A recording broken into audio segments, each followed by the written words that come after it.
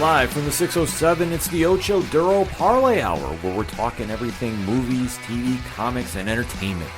Join in the conversation on social media with the hashtag ODPH, because here we go.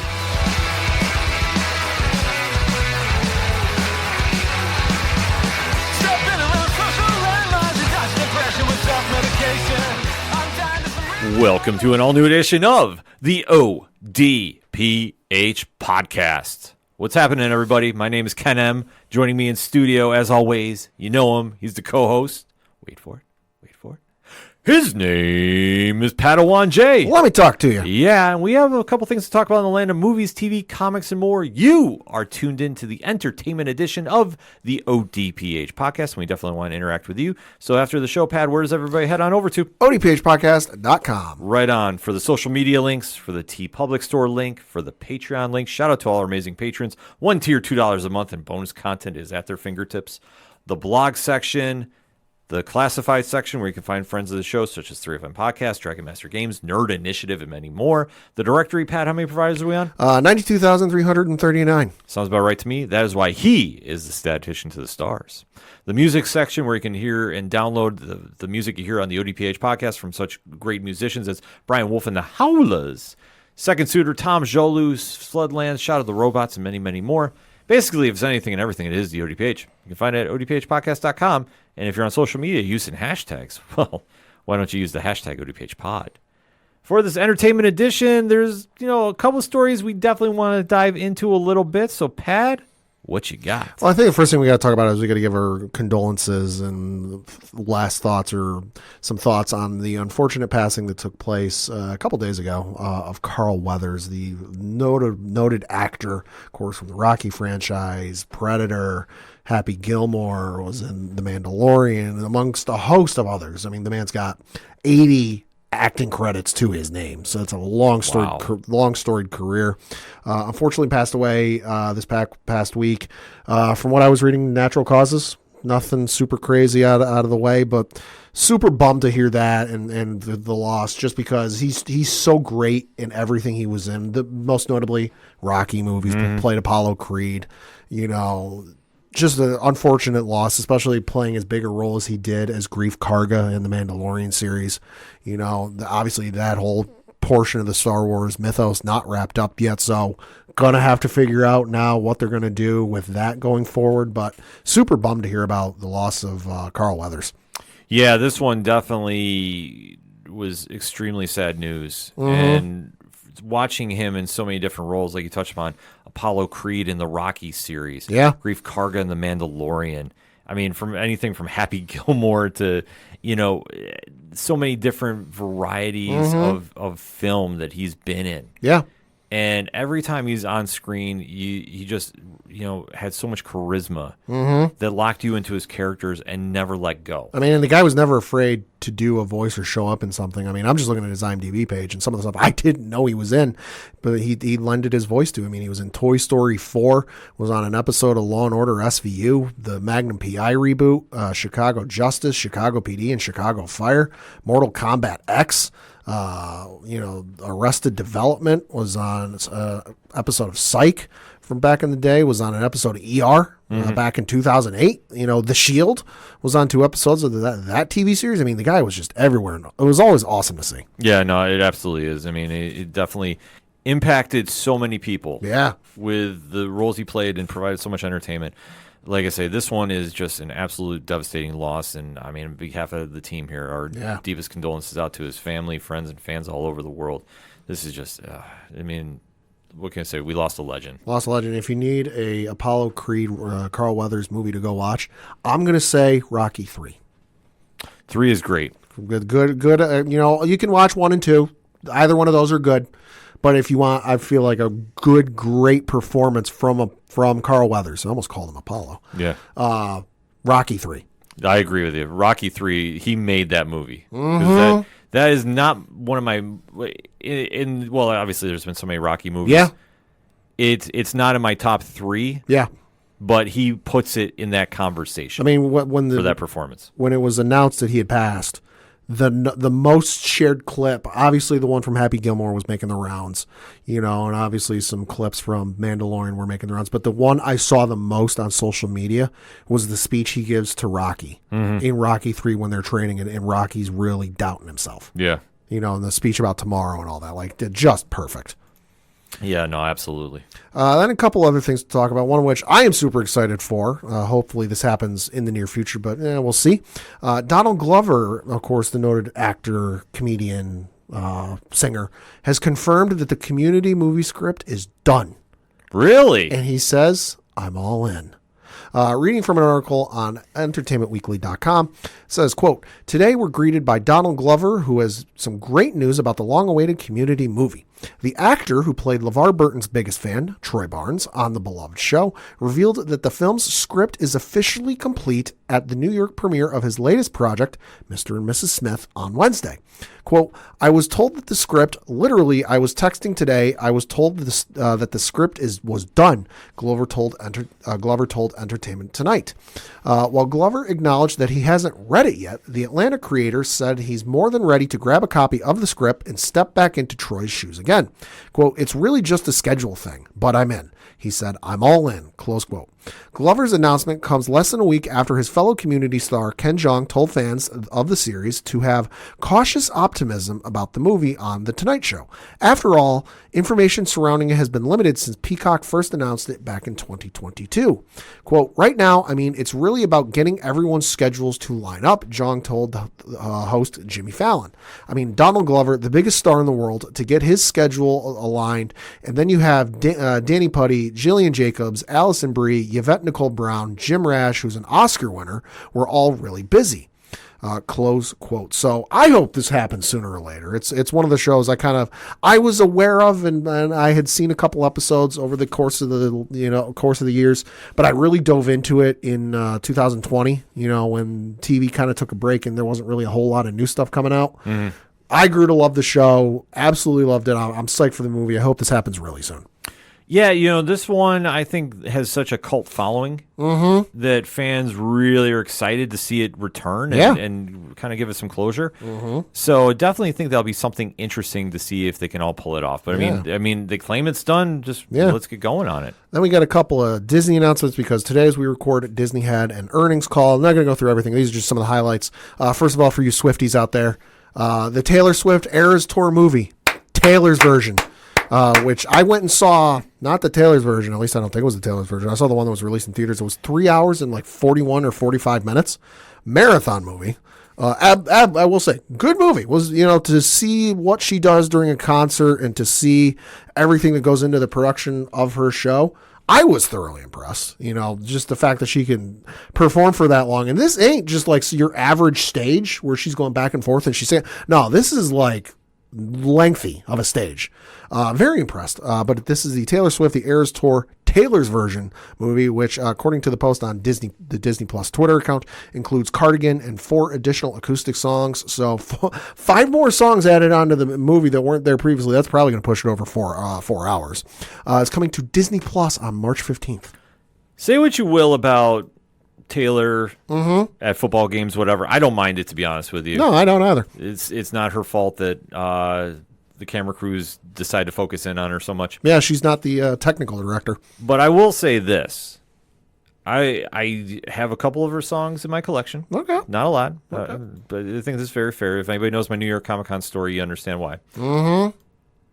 She is somebody that actually goes out, performs live, sings live, and is an entertainer. Oh, yeah. So I give all the respect in the world for that because you don't see a lot of that, in my opinion, in the music business. I will say, I respected her already. I'm not like the hugest fan. I respect her, but then I went to see the movie with my fiance and her friend. And I came out with a greater sense of respect for her just because, like I said, this isn't just her singing her songs and standing in place and like dancing. No, this is like a whole fucking... Yeah, it's a whole show. It's a whole fucking production. Like if you want an example of that, just watch like the first 15, 20 minutes of this movie when it drops on Disney Plus. You'll get an idea of just how crazy it is. Facts. Some of the other things that were announced from the Disney earnings call, The Mandalorian and Grogu. That is, of course, the movie that's going to tie up the whole Mandalorian saga of Star Wars, is going to release in 2026. Okay, 2 years away. Mm-hmm. All right. Then we found out that Disney has invested $1.5 billion for a stake in the Fortnite developer Epic Games, which is all sorts of wild. And it was announced that they will create a new entertainment universe where you can play, watch, shop, and engage with content, characters, and stories from Disney, Pixar, Marvel, Star Wars, Avatar, and more.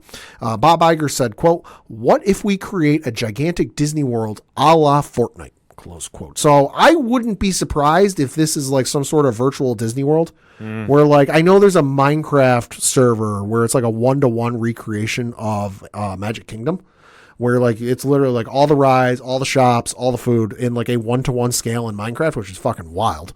But like if this is like Disney's version of it, you know, where it's like if you've ever been to Disney, there's the rides and there's the shops and there's this, but it's like that in Fortnite. So like you can go virtually. Hopefully it doesn't cost $250 to go to.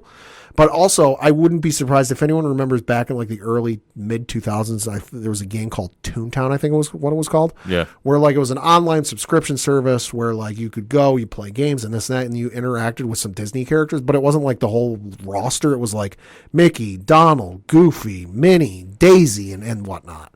Interested to see where this goes, because say what you will about Fortnite, but it's still around, it's still kicking around, and it's still fairly popular. Still very relevant, yes. Still very relevant. I'm interested to see where they go with this. Then a couple other things that were announced. Some mainly announcements. Percy Jackson has been renewed for season 2 at Disney+. A lot of people talking about that. Haven't gotten a chance to watch it yet. You know, I've been busy with other stuff. I'll check it out here at some point. They did release a teaser trailer for Moana 2, which is hitting theaters this November. Now, a lot of folks are excited about that. Of course, they've got the live action version coming also at the same time. Right. Bob Iger said Moana 2, I guess, was originally going to be a Disney Plus series and is now being turned into a movie. So that'll be interesting to see. Frozen 3 and Toy Story 5 got release dates of 2026. Frozen 3, okay, yeah, I get it. Toy Story 5, I'm skeptical about, because the first 2 Toy Story movies hold a very fond place in my heart. They came out when I was young. You know, the third one was a good bookend to the story, and the fourth one I saw with my then girlfriend, now fiance, Liz Bailey, in theaters, and like the fourth one felt like an epilogue in a book, where like it wasn't necessarily required, but hey, it's there. I'm interested to see where they go with 5, just because you ended it so perfectly. You did the nice little epilogue. Hey, in case you're curious what happened to these characters after the end of the third one, here's a story for you. Is it required to watch? No, but like it's there. That's the one I'm skeptical about. So we'll see what happens. Yeah, anytime you're dancing around 5, I mean, over 3, you're kind of pushing. Yeah. Unless it's all about family. That's true. But some of the upcoming Disney and Pixar sequels, this upcoming year, you've got Inside Out 2 and Moana 2, 2025 Zootopia 2, and then 2026 Frozen 3 and Toy Story 5. So definitely some interesting stuff coming on the line with that. Then switching over to some video game news, and this has got everyone all sorts of interested, myself included. There's some rumors floating around between Xbox and surrounding PlayStation. Oh, wait, what? So reading from an article on Forbes.com, the article reads, quote, "After a whirlwind 48 hours in which reports emerged that Microsoft was planning to bring big Xbox games like Starfield, Indiana Jones, and even Gears of War to its rival PlayStation, Microsoft has now responded, but it's in a way that has satisfied no one, albeit what it doesn't say has seemingly provided some answers in and of itself. Phil Spencer posted on Twitter Monday afternoon promising a, quote, business update at some unspecified point next week to clarify what was going on. Quote, "We're listening and we hear you. We've been planning a business update event for next week where we look forward to sharing more details with you about our vision for the future of Xbox. Stay tuned," close quote. Though notably, there are no denials of anything in there, which implies the gist of these rumors that Microsoft is bringing some of its former exclusives to PlayStation or even Nintendo Switch is happening. Through data mining, the only game that has been confirmed to being on the list is Hi-Fi Rush. Hi-Fi Rush, given cosmetics in the game, but it's unclear whether the highest profile game being talked about will be given over to Sony or not. The rumors are often that Microsoft is considering each game, but it's unclear how they are concocting a final list.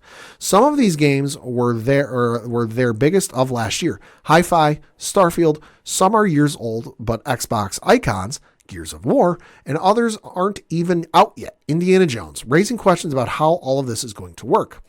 The response to these reports has been generally negative, and many analysts or journalists perhaps seeing what Microsoft is trying to do, but acknowledging the myriad of downsides this decision could bring. The Xbox fanbase, meanwhile, is positively furious. As one of the most voracious collection of fans in gaming, they are taking this as a betrayal of Microsoft, which would effectively end the loyal Xbox community as they know it. And they believe their investment in Xbox hardware and digital libraries has been unwarranted if now big Xbox exclusives will be accessible on PlayStation, meaning they could have just bought that system and amassed games on that ecosystem in the first place. As for Microsoft's slow, muted response to all of this, so far, as mad as people may be, and as wild as these rumors are, it's a $3 trillion company. So they're not going to rush out a blog post about what may be their biggest change to the Xbox brand since its inception. A day in time next week would have been nice, however, indicating some sort of scrambling may be going on. There are also theories that these reports have been internally leaked by those at Microsoft pushing back against that decision, but that has not been confirmed, close quote.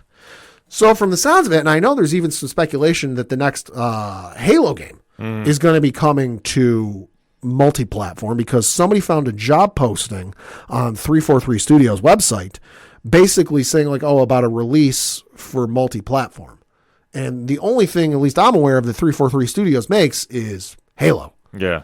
And that would lead you to believe that at least the next Halo game will not only come out on Xbox, but it'll come out on probably PlayStation. Well, I don't know if the Switch is necessarily powerful enough to handle a game of Halo's technical aspects, but it sounds like we might be getting some Xbox games on PlayStation.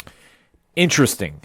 Yeah, I agree. I want to hear more details. Like I say, this is kind of just like fantasy booking right now. Sure. So that's how I'm treating it. Sure. So until we get something more concrete, I'm going to reserve judgment. Yeah, no, I'm interested just because I've never had an Xbox. You know, I my first console was a Sega Genesis.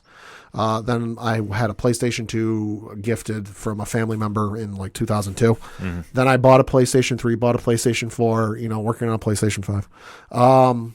But like I've never had an Xbox just because never really wanted to, but there are certainly games I've wanted to play on there, Halo being one of them, you know, and obviously the Indiana Jones game, really want to play that, you know, and Starfield, kind of casual interest, but like I've already got No Man's Sky, so it's kind of the same thing, just a little different. Mm-hmm. I'm interested to see where this goes, because if this does happen, I mean, the quote unquote console wars are effectively over. Yeah. You know, so whether you subscribe or you still fight the good fight for that is entirely up to you. But it'll be interesting to see what happens, because it will be a game-changing move regardless of what happens for the entire gaming industry. I agree. And then lastly, we got to talk a little bit about the Grammys.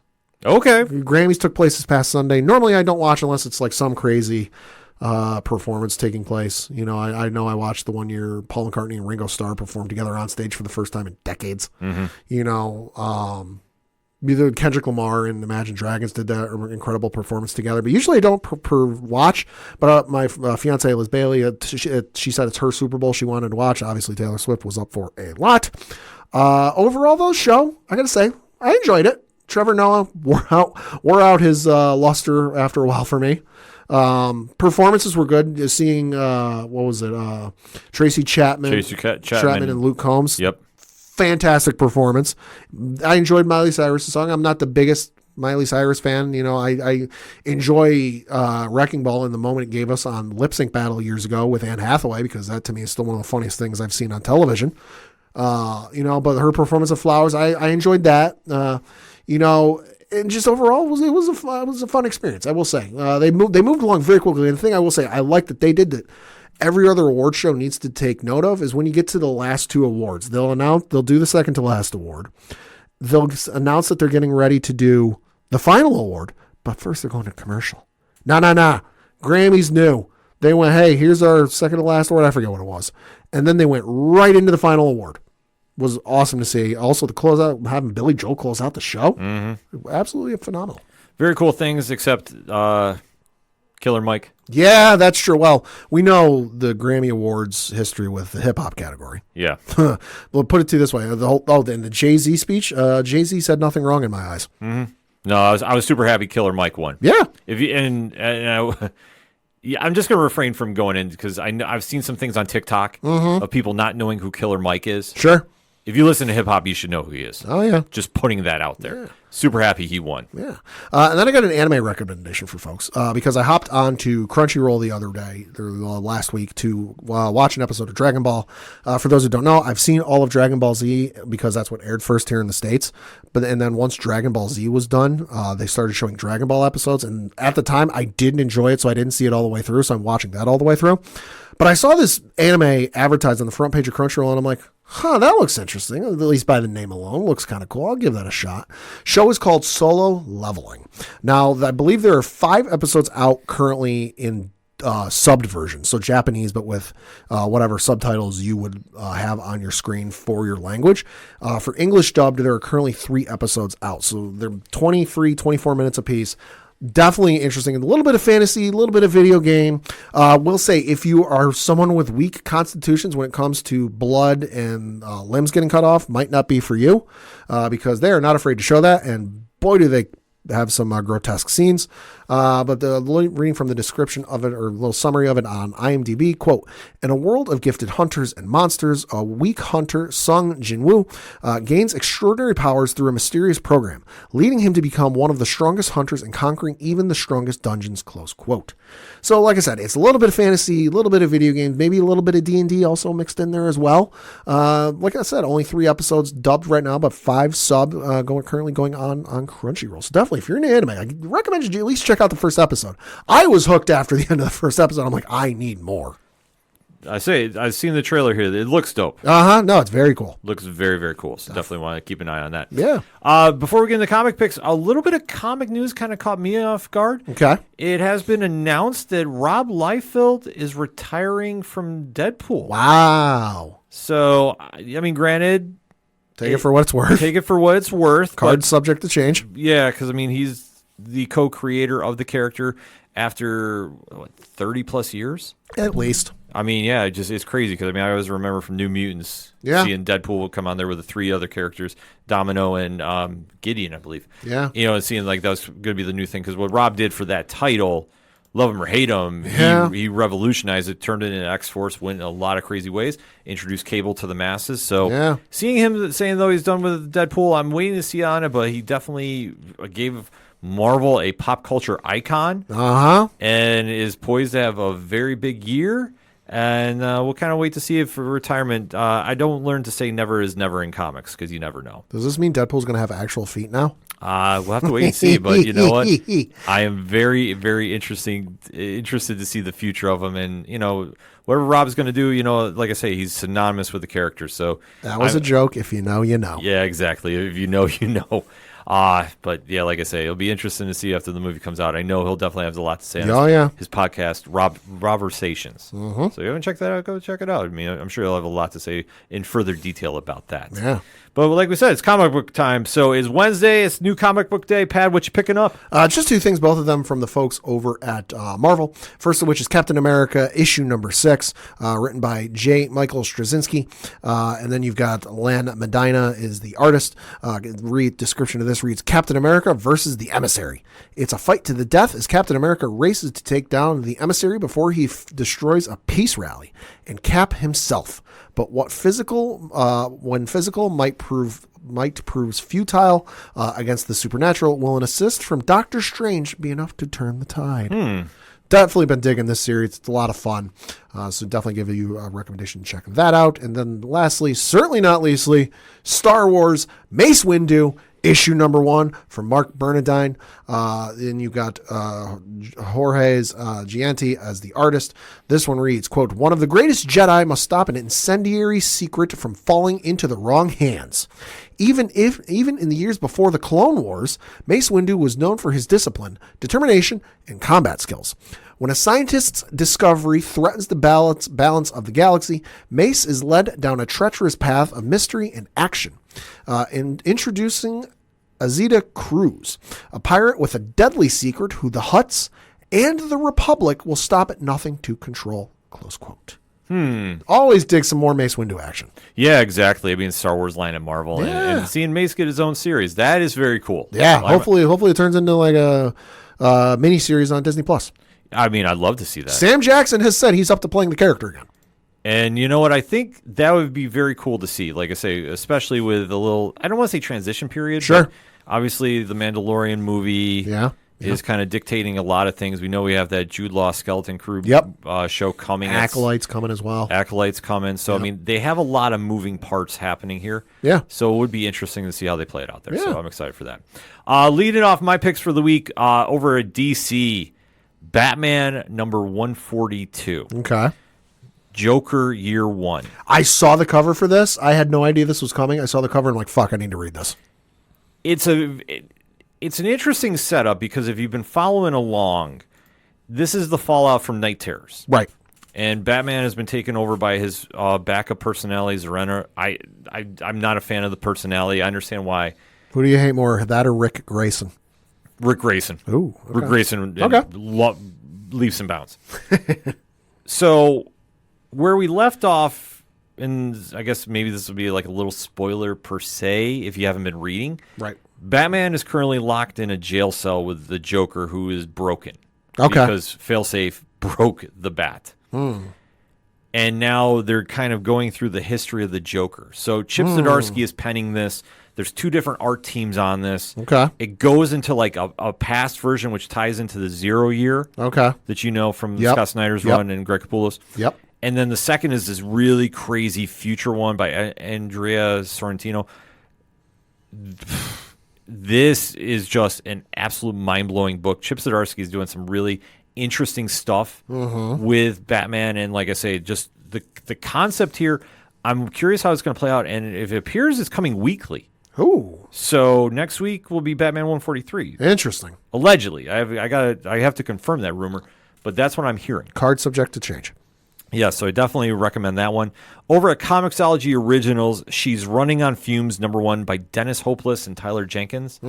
So this is like a real-life scenario that Hopeless is like unveiling to the world. Huh.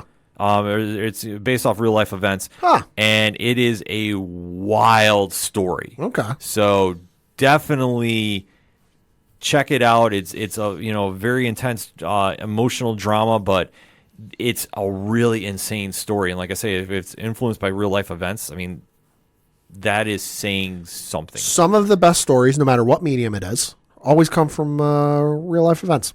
Yeah. Or inspired by them. But knowing the story behind this Right. is like, whoa. Like, yeah. Because how it spirals off, I mean, you have a couple with a young family, inspired by real life family secrets. From the 1980s. I'm just reading from the press release from Comixology. Yeah, just where we go. Yeah. Because you go from like a little petty crime into something, I don't want to spoil it. Right. It goes places. So I'm just going to put that out there. But it was a very interesting read. Like I say, I like Dennis Hopeless stuff too. Right. I think he does very, very good work. From Distillery, Gone #2. So this is by Jacques.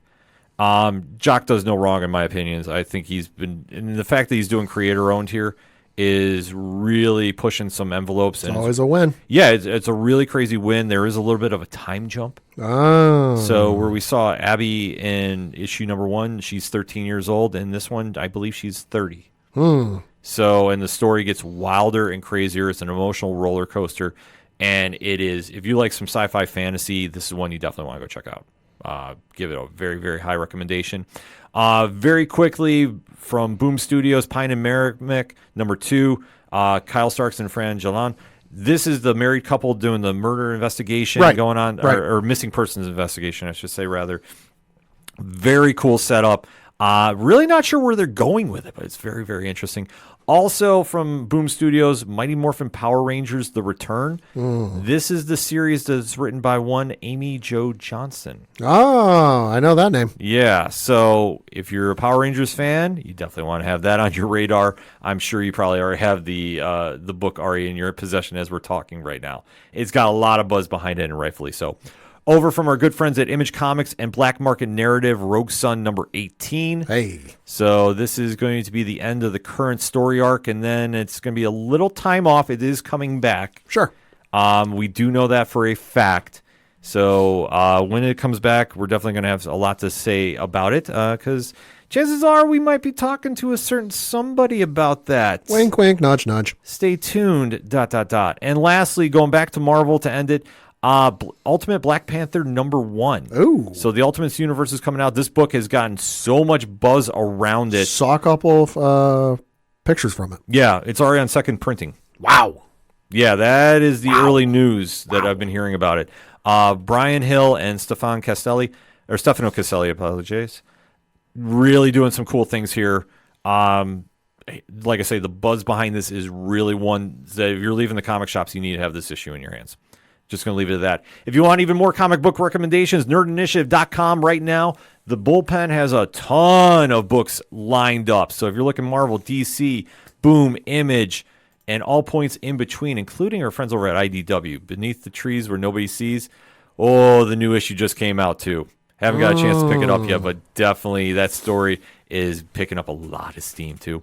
Definitely make sure to go check all that out, nerdinitiative.com or odphpodcast.com, because we got your links and so much more, because that is anything and everything that is the ODPH. And we always say a new comic book day. Make sure to go out and support your local comic shops wherever you're at, because it's a great place to enhance your fandom, and definitely say thank you for providing such amazing memories over the years. So that is it for this week's entertainment edition of the ODPH podcast. Pad, thank you as always. Thank you. And to you, the listener, my name is Ken M. We'll see you next time.